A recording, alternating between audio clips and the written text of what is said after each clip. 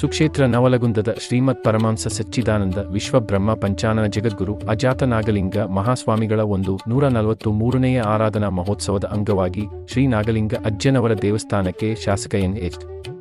ಕೋನರ್ಡಿ ಭೇಟಿ ನೀಡಿ ದೇವರ ದರ್ಶನ ಪಡೆದು ಆಶೀರ್ವಾದ ಪಡೆದುಕೊಂಡರು.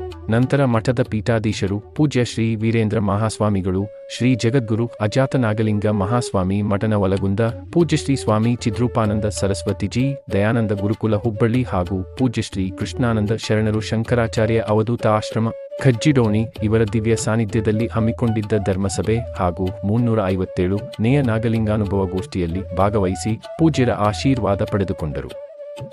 ಜೆಎಸ್ಕೆ ಕನ್ನಡ ನ್ಯೂಸ್ ನವಲಗುಂದ.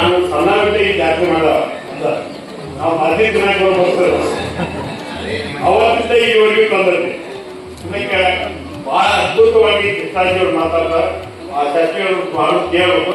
ನಾನು ಬೇರೆ ಅನಿವಾರ್ಯ ನನಗೆ ಕೊಡ್ಲಿಕ್ಕೂ ಅವಕಾಶ ಇಲ್ಲ.